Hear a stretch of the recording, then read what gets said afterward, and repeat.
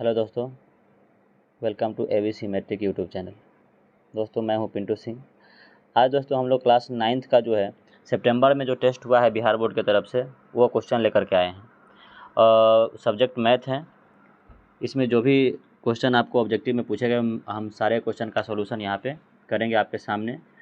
तो पूरा वीडियो आप देख करके जाइएगा ताकि आपको इस प्रकार का प्रश्न कभी भी एग्ज़ाम में आए या फिर कहीं पे भी तो आप उसका सॉल्यूशन आसानी से कर पाएँ। तो चलिए चलते हैं। इसमें कुछ निर्देश दिया गया होता है, वो निर्देश के बारे में आपको जानकारी थोड़ा सा दे देते हैं कि देखिए यहाँ पे 50 नंबर का ही क्वेश्चन पूछा गया है। ठीक है दोस्तों, ये जो देख रहे हैं आप 50 मार्क्स का ही क्वेश्चन जो है पूछा गया इसमें। तो दोस्तों ये जो क्वेश्चन आपको दिया जाता है क्वेश्चन कुछ अधिक रहता है लेकिन आपको बनाना कुछ कम ही रहता है। जैसे कि यहाँ पे 50 मार्क्स का है तो देखिए 1.5 घंटा ही दिया गया है, जबकि एग्ज़ाम में आपको 100 मार्क्स के लिए 3 घंटे दिए जाते हैं। अभी आप देख रहे हैं यहाँ पे कि 1 से 30 तक क्वेश्चन दिया गया है ऑब्जेक्टिव, जिसमें से 25 का ही आपको हल करना है क्योंकि 25 मार्क्स का ही है। तो आइए चलिए हम लोग अब क्वेश्चन की ओर चलते हैं, प्रश्न की ओर।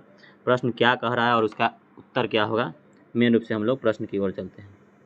थोड़ा सा बड़ा कर लेते हैं। चलिए पहला क्वेश्चन की ओर हम लोग बढ़ते हैं। सबसे पहला क्वेश्चन जो आपके सामने है, परिमेय संख्या का दशमलव प्रसार कैसा होता है। ये आपको यहाँ पे क्वेश्चन दिया गया है कि परिमेय संख्या का दशमलव प्रसार कैसा होता है। तो दोस्तों सबसे पहले समझिए कि परिमेय संख्या क्या होता है। जो आपको नॉर्मल संख्या हो वो भी परिमेय संख्या होगा, सिर्फ जीरो को छोड़ करके, या फिर आपको जो P/Q के रूप में व्यक्त हो वह परिमेय संख्या होगा। अब परिमेय संख्या का हम लोग दशमलव निकालते तो दो प्रकार का दशमलव आता है। एक आता है आपको शांत आता है, ठीक है। तो शांत वह होता है जो आपको जिसका शेषफल आपको शून्य है, मतलब वो 0 हो जाए, ठीक है, कट जाए दशमलव में भी आने के बाद, ठीक है। लेकिन अब एक और आता है अशांत। तो अशांत जिसका दशमलव आपको दशमलव के बाद भी हम लोग भाग लगाए तो वो नहीं कटे, ठीक है। तो उसको हम लोग अशांत बोलते हैं। और कई बार होता है कि अशांत में कुछ होता है कि आपको बार बार वो आने लगता है तो आपको वो अशांत आवर्ती हो जाता है, मतलब आवर्त उसका आने लगता है तो अशांत आवर्ती हो जाता है। जबकि अब देखिए अपरिमेय संख्या का दशमलव प्रसार न वो आवर्ती होगा न अशांत होगा, वो डायरेक्ट मतलब वो एक अलग तरीके से आता जाएगा। जैसे कि 101 आ गया, फिर दूसरी बार आएगा 1001 आ गया, मतलब इसमें कोई एक रूल का फॉलो नहीं करता है। अब परिमेय संख्या का दशमलव प्रसार होगा तो 7 आना शुरू हो जाएगा, या 7 1 2 आएगा, ठीक है, फिर 1 2 आएगा, फिर 1 2, तो ये एक पैटर्न को फॉलो करेगा। तो इसको हम लोग आवर्त बोलेंगे। यह पैटर्न को फॉलो नहीं करता अपरिमेय संख्या। तो यहाँ पर जो इसका आंसर हो जाएगा पहला नंबर क्वेश्चन का, वो आपको बी हो जाएगा कि इसका आंसर आपको शांत और आवर्ती शांत या अशांत आवर्ती होता है परिमेय संख्या का दशमलव प्रसार, ठीक है। अब हम दूसरे क्वेश्चन की ओर चलते हैं दोस्तों। दूसरा क्वेश्चन क्या कहा जा रहा है कि 3.72145 कैसी संख्या है। तो अभी हमने आपको बताया कि जो आपको दशमलव पूरे कट जाए वो आपको शांत संख्या हो जाएगा। तो ये चूंकि कटा हुआ दिखाई दे रहा है दशमलव के बाद भी तो वो शांत है। तो शांत किसका होता है, तो परिमेय संख्या का दशमलव प्रसार होता है। तो इसका ऑप्शन आपको ए आंसर सही हो जाएगा, ठीक है। अब चलिए क्वेश्चन नंबर 3 पे चलते हैं। क्वेश्चन नंबर 3 में क्या कहा जा रहा है, 0.5 का P/Q रूप क्या होगा। तो 0.5 आप सबको मालूम है कि आधा होता है, तो इसको 1/2 हम लोग सीधे लिख सकते हैं, लेकिन आप देखिए इसको हम लोग बना के भी देखते हैं। 0.5 दिया हुआ है तो अगर दशमलव हम उड़ाते हैं तो सीधा क्या हो जाएगा 5/10, और 10 कटेगा 5 से 2 बार में, तो ऊपर क्या बच गया, ऊपर कुछ नहीं बचा तो 1 हो गया और नीचे 2, तो 1/2 इसका आंसर हो जाएगा। ऑप्शन ए इसका सही आंसर हो जाएगा, ठीक है। अब हम आगे आते हैं क्वेश्चन नंबर 4 पे, ठीक है। क्वेश्चन नंबर 4 में कहा गया है निम्नलिखित में कौन 7/9 का दशमलव रूप है। अब 7/9 का दशमलव रूप हमको ज्ञात करने के लिए क्या करना पड़ेगा, 9 से 7 में भाग लगाना पड़ेगा। तो चलिए देख लेते हैं, 9 से 7 में भाग लगाते हैं। दशमलव डालेंगे तो 0 हो जाएगा, 70 हो गया। 9 से 70 में लगाएंगे तो 9 7 63 आपको आ जाएगा, बच जाएगा फिर 7, दशमलव डाला ही हुआ है इसलिए 0 हो जाएगा, फिर 9 7 63, इस प्रकार से फिर 7, फिर 0, 9 7 63, मतलब 7 7 आ रहा है, मतलब यह अशांत है। तो परिमेय संख्या ही है लेकिन अशांत है, तो इसको हम लोग क्या लिखेंगे, जब ऐसा आता है तो 7 और उसके ऊपर रेकरिंग लिख देते हैं, या फिर 0.7 और उसके ऊपर एक बिंदु डाल देते हैं। तो ये इसका आंसर आएगा, इस प्रकार से है। या फिर इसको हम तीसरा रूप में इस तरीके से लिख सकते हैं, 0.7 और डॉट डॉट डॉट डॉट, इसका मतलब बहुत सारा 7 आ रहा है। तो ऐसा अगर नहीं है लिखा हुआ तो इसमें कोई भी आंसर आपको नहीं होगा। ठीक है, देखिए यहाँ पे 0.7 दिया हुआ है सीधा, यहाँ पे 0.07 दिया हुआ है, रेकरिंग में कोई नहीं दिया, ये सब शांत दिया हुआ है और यह इसका आंसर शांत नहीं है, इसलिए इस तीनों में से कोई इसका आंसर नहीं है। ऑप्शन ओरिजिनल जो है वह डी है, इनमें से कोई नहीं। ठीक है, ए बी सी आपका इसका गलत हो जाएगा। अब क्वेश्चन नंबर 5 पे आते हैं। तो सबसे पहले क्वेश्चन नंबर 5 में आपको तो कुछ करना नहीं है, पाई का मान जो है आपको 22/7 होता है, आप सबको मालूम ही है, पाई का सन्निकट मान 22/7 ही होता है, तो इसका सीधा आंसर हो जाएगा 22/7। क्वेश्चन नंबर 6 पे आते हैं। क्वेश्चन नंबर 6 को थोड़ा सा हल करने की आवश्यकता है और इसमें ज़्यादा कुछ दिया नहीं है, नॉर्मल है, थोड़ा सा हल करेंगे बस। x के पावर 3 से, चूँकि यहाँ पे x² - 4 जो है वो गुना में दिया हुआ है, तो गुना करेंगे x के पावर 3 से x के पावर 2 में, तो x के पावर कितना हो जाएगा 5 हो जाएगा, माइनस 4 से x के पावर 3 में गुना करेंगे तो 4x के पावर 3 ही हो जाएगा। सबसे बड़ा पावर वाला संख्या ये है, तो इसका घात कितना है 5 है। तो इस पूरा जो संख्या दिया गया, बहुपद दिया गया, ये इसका घात क्या हो जाएगा 5 हो जाएगा। बी आंसर है, बी में 5 आपको दिया हुआ है, तो इसका आंसर बी हो जाएगा। तो हम आते हैं 7 नंबर पे।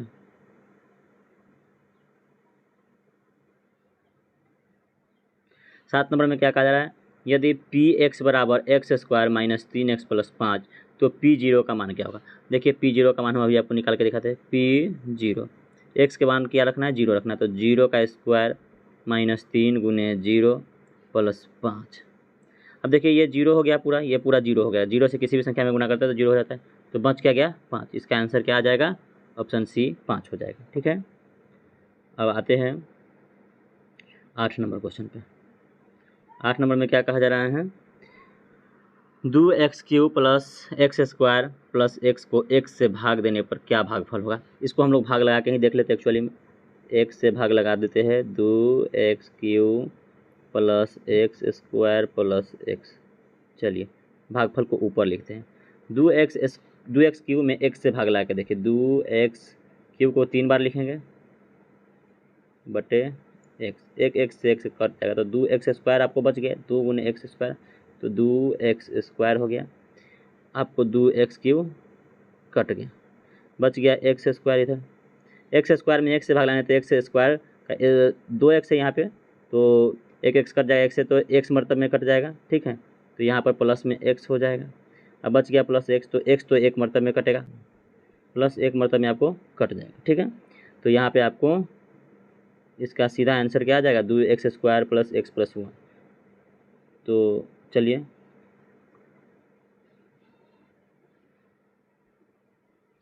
इसका आंसर सीधा सीधा क्या है, ऑप्शन सी 2x² + x + 1, ये इसका सही उत्तर हो जाएगा। ठीक है, अब हम लोग आगे बढ़ते हैं क्वेश्चन नंबर 9 पे। प्रश्न संख्या 9 में क्या कहा जा रहा है, चलिए देखते हैं। यदि बहुपद px का एक गुणनखंड x - 4 हो तो p4 का मान क्या होगा। चलिए इसको हम लोग ऐसे समझते हैं, यदि कोई संख्या किसी का गुणनखंड होता है तो उस संख्या में भी जो आपको यहाँ पे मान दिया गया है p4, उसका मान रखेंगे तो वेरीफाई करेगा। तो हम यहाँ पे सिंपली x - 4 में x का मान क्या रख रहे हैं 4, तो x का मान 4 रखेंगे तो x के जगह पर 4 हो जाएगा। अब माइनस में 4 दिया है तो 4 क्या आया 0, तो आपको 0 के बराबर हो जाएगा। किसके बराबर होगा, p4 का मान 0 के बराबर, माने ऑप्शन ए हो जाएगा इसका सही आंसर। ठीक है,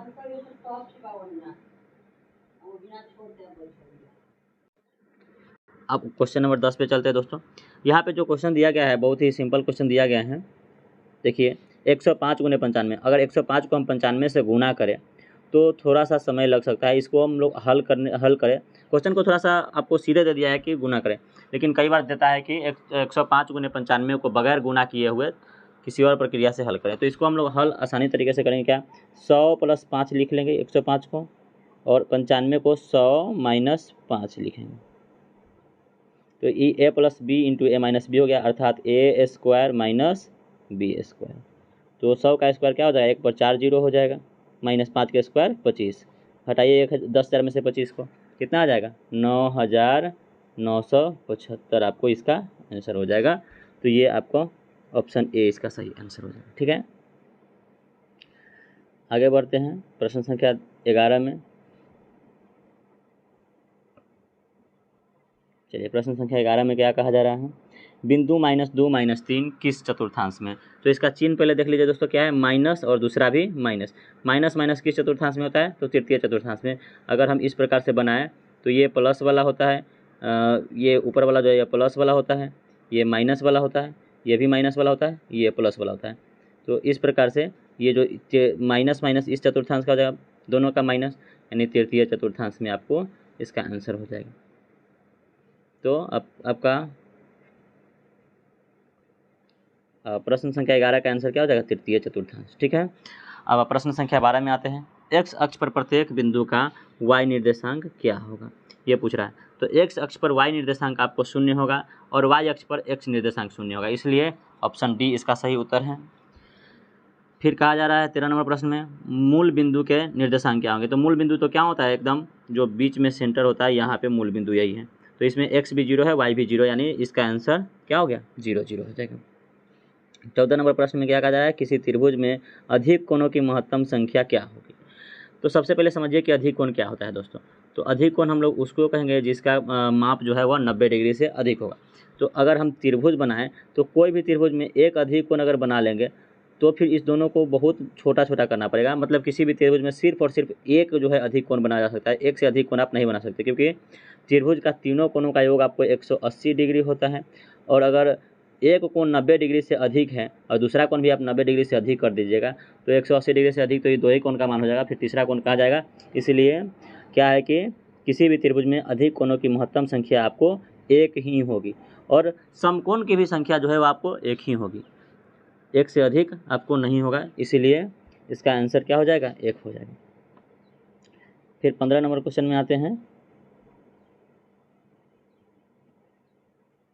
15 नंबर क्वेश्चन में क्या कहा जा रहा है, त्रिभुज ए बी सी में बी सी बराबर ए बी है और कोण सी बराबर 80 डिग्री। मान लेते हैं एक त्रिभुज है बी सी, मान लेते ए है, बी है, सी है। बी सी जो है वह ए बी के बराबर है, ठीक है, ये दोनों बराबर हैं और कोण सी का मान आपको दिया हुआ है, ठीक है। तो सी का मान आपको कितना दिया है, 80 डिग्री दिया है, ठीक है। तो कोण बी का मान आपको क्या होगा, बी कहाँ है, यहाँ है, ठीक है। तो ये 80 है तो ये भी 80 हो जाएगा, 160 डिग्री हो जाएगा, 80 80 160 बच जाएगा कितना, 20 डिग्री। तो इसका आपको सही आंसर क्या हो जाएगा, 20 डिग्री हो जाएगा, ठीक है, ऑप्शन ए, ठीक है। चूँकि यह दो भुजा बराबर है तो इसके सामने के कोण बराबर, सम्मुख भुजा के सम्मुख कोण बराबर होते हैं, तो इसलिए यह 80 है तो यह भी 80 हो जाएगा, तो बच जाएगा, सो इसका बी का मान हो जाएगा।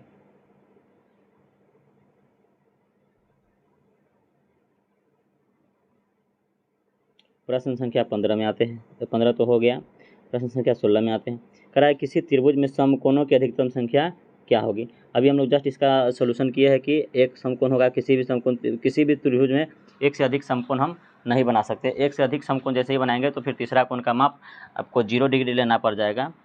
दो अगर समकोण बनाते हैं तो उसका तीसरा कोण का मान आपको 0 डिग्री लेना पड़ जाएगा, जबकि त्रिभुज ही नहीं निर्माण होगा। तो त्रिभुज निर्माण होने के लिए कम से कम, मतलब त्रिभुज निर्माण होने के लिए एक से अधिक समकोण आप नहीं ले सकते, ठीक है। तो इसका आंसर भी आपको एक ही होगा, ऑप्शन ए, ठीक है। आगे आते हैं 17 नंबर प्रश्न पे।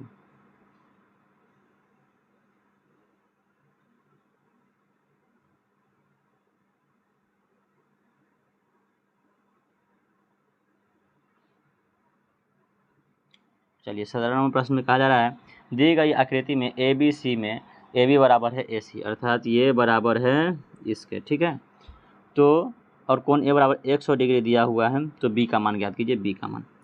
तो देखिए चूँकि सम्मुख कोण के सम्मुख हो जाकर सम्मुख कोण बराबर, तो यार इसका मतलब है कि यह x है तो यह भी आपको x ही होगा। तो ये दोनों 100, पहले जो है a का मान 100 है और b का मान x है, c का मान भी x है, तो क्या हो जाएगा 100 प्लस x बराबर 180 डिग्री, यानी 2x का मान जो है 180 में से 100 को घटाएंगे तो बराबर 80 डिग्री हो जाएगा, यानी x को मान क्या हो जाएगा 80 में भाग हो जाएगा 2 से, कितना आएगा 40 डिग्री। तो x का मान ही b है और x का मान ही c है, तो b का मान पूछा रहा है, तो यानी कि b का मान भी क्या होगा 40 डिग्री होगा, ऑप्शन बी इसका सही उत्तर हो जाएगा, ठीक है।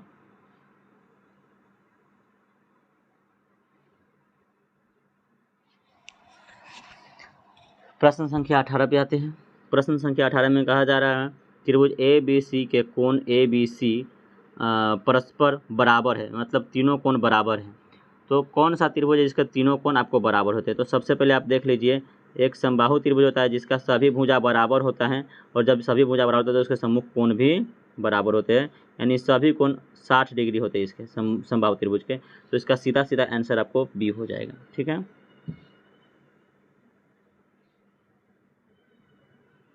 प्रश्न संख्या 19 में आते हैं, यदि दो आयत सर्वांगसम हो तो उनके क्षेत्रफल क्या होंगे? तो आयत सर्वांगसम, कोई भी चीज़ सर्वांगसम होगा तो उसकी सभी भुजाएं बराबर होगी, सभी कोण बराबर होंगे। सर्वांगसम का अर्थ ही बराबर होता है। ठीक है,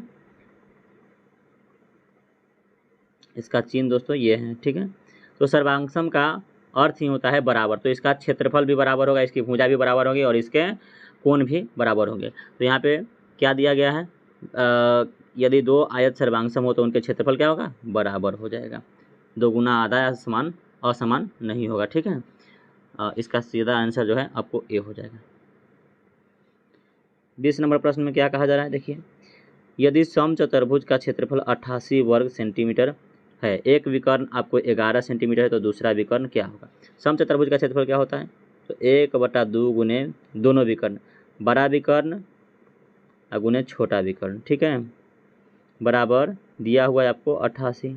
ठीक है, तो 2 को हम बराबर के उस साइड ट्रांसफर करेंगे तो गुना में चल जाएगा, और एक विकर्ण जो है हम उस साइड ट्रांसफर करेंगे तो एक विकर्ण इधर आ जाएगा, बराबर 88, इधर 2 है बटा में तो उधर गया तो गुना में हो जाएगा, और बटा में जाकर के एक विकर्ण चला गया जो कि विकर्ण आपको 11 दिया हुआ है, 11 8 88 हो गया। ठीक है, तो 8 दूना इसका 16 आंसर आ गया। ठीक है, तो 20 नंबर जो प्रश्न है इसका सही उत्तर क्या हो जाएगा, 16। क्या हो जाएगा, ऑप्शन सी 16 आंसर हो जाएगा। ठीक है,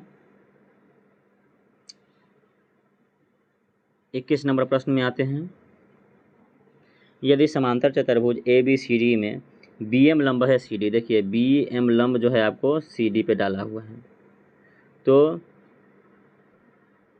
यहाँ पे क्या है, ये एरिया है, ए आर का मतलब होता है एरिया, मतलब क्षेत्रफल होता है। तो ए बी सी डी का क्षेत्रफल क्या होगा, यहाँ पे भी ए बी सी डी का क्षेत्रफल क्या होगा, यहाँ पे भी ए बी सी डी और ए बी सी डी का क्षेत्रफल क्या होगा।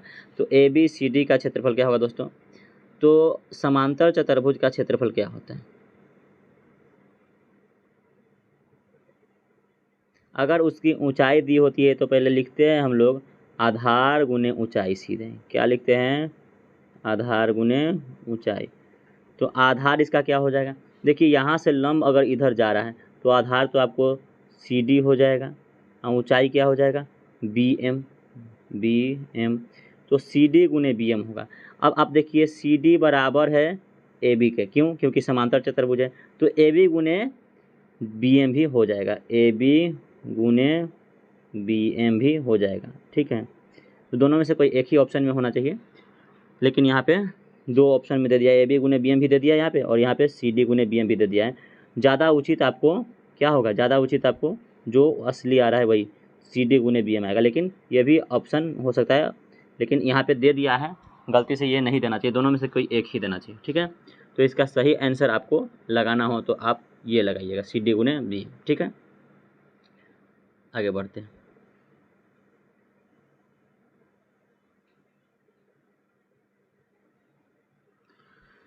नेक्स्ट प्रश्न है, समचतुर्भुज के विकर्णों का गुणनफल समचतुर्भुज के क्षेत्रफल का कितना गुना होता है? यह प्रश्न बहुत इंपॉर्टेंट है, जस्ट इसके ऊपर हम लोग सवाल हल किए हैं थोड़ा देर पहले, इस प्रश्न को थोड़ा सा नीचे कर दिए इसलिए कि ऊपर हम लोग हल कर पाए। देखिए समचतुर्भुज के विकर्णों का गुणनफल समचतुर्भुज के क्षेत्रफल का कितना गुना होता है। देखिए तो हम लोग अभी पढ़े समचतुर्भुज का क्षेत्रफल बराबर क्या पढ़े हैं, 1/2 गुने विकर्णों का गुणनफल, विकर्ण का गुणनफल। ठीक है, तो ये होता है। अब हमको क्या कह रहा है कि विकर्णों का गुणनफल खाली पूछ रहा है, तो विकर्णों का गुणनफल बराबर ये 2 इधर आएगा तो क्या हो जाएगा, गुना हो जाएगा, और गुने समचतुर्भुज का क्षेत्रफल बराबर विकर्ण का गुणनफल हो जाएगा, विकर्ण का गुणनफल। इसका मतलब दुगुना होता है क्षेत्रफल का, क्षेत्रफल का क्या होता है, दुगुना होता है। तो इसका सही उत्तर क्या हो जाएगा, 2, ऑप्शन ए।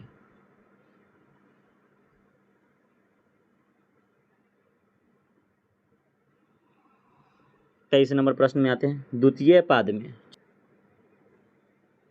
में पूछ रहा है, तो चलिए सबसे पहले हम लोग बना लेते हैं। तो ये प्रथम पाद है, ये द्वितीय पाद है और ये आपको तृतीय पाद है। द्वितीय पाद में क्या हो जाएगा, पहले भुज लेते तो पहले माइनस लेना पड़ेगा और फिर बाद में कोटि लेते तो प्लस, माइनस प्लस इसका चिन्ह हो जाएगा। क्या करा, द्वितीय पाद में किसी बिंदु के भुज का चिन्ह क्या होगा, तो भुज इधर क्या है, माइनस में है, तो माइनस हो जाएगा भुज का चिन्ह, तो इसका ऋण हो जाएगा, निगेटिव।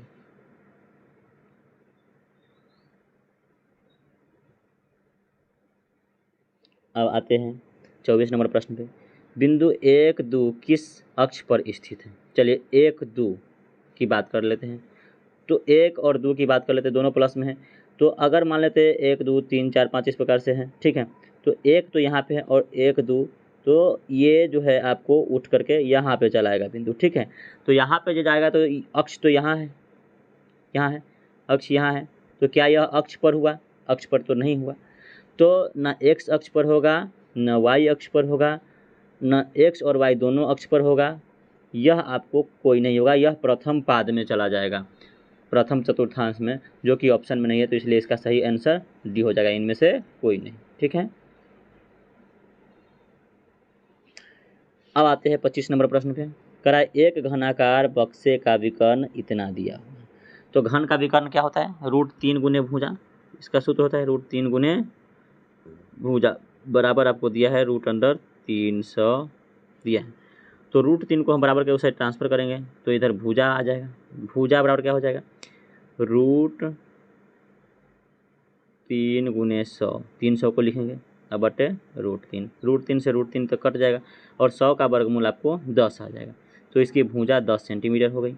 अब क्या करा है कि इसका आयतन ज्ञात कीजिए। तो घन का आयतन क्या होता है, भुजा क्यूब होता है, मतलब 10 का क्यूब करेंगे तो 1000 सेंटीमीटर क्यूब हो जाएगा। मतलब इसका सही उत्तर आपको ऑप्शन ए हो जाएगा, ठीक है।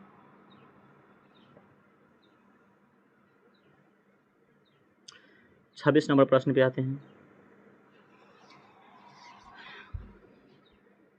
कहा जा रहा है ABC आयाम वाले, मतलब उसकी लंबाई, चौड़ाई और ऊंचाई ABC है। मतलब लंबाई हो सकता है कि ये हो, चौड़ाई भी हो या ऊंचाई C हो, कोई भी हो सकता है।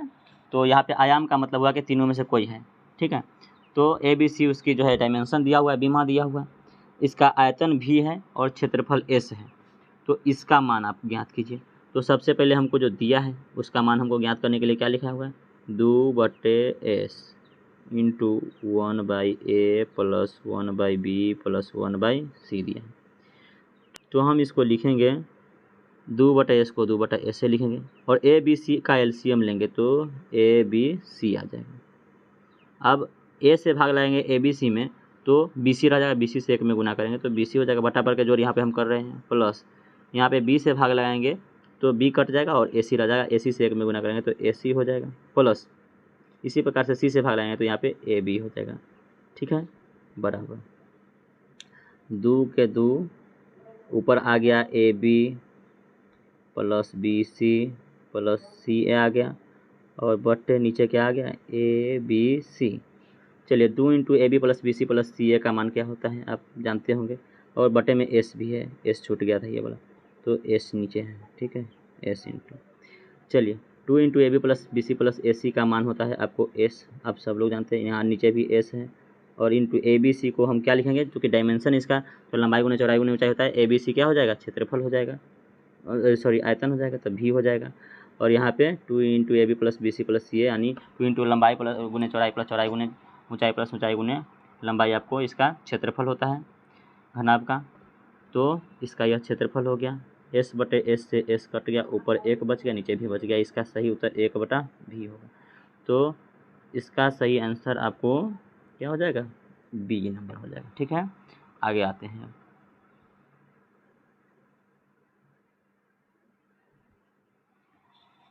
कह रहा है एक लंबवृत्तीय बेलन का आयतन इतना है, 69 है, तो इसकी ऊंचाई ज्ञात कीजिए।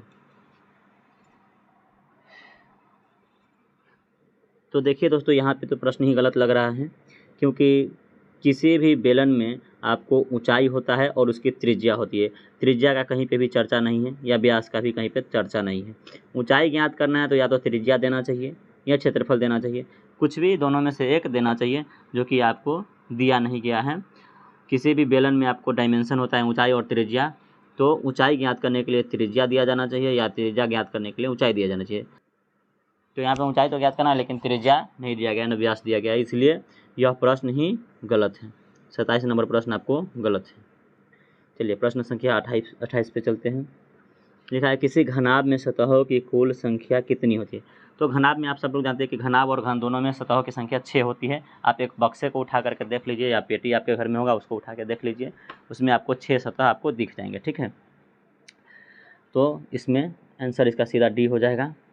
29 नंबर सवाल पे आते हैं। 29 नंबर सवाल में कहा जा रहा है कि 0 से 20, 21 से 40, 41 से 60 कैसे वर्ग अंतराल है। तो यहाँ पे अतिव्यापी और अनतिव्यापी।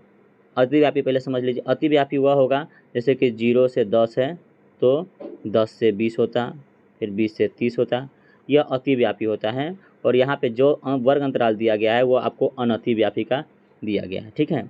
तो अनतिव्यापी आपको इसका आंसर हो जाएगा ऑप्शन बी, ठीक है।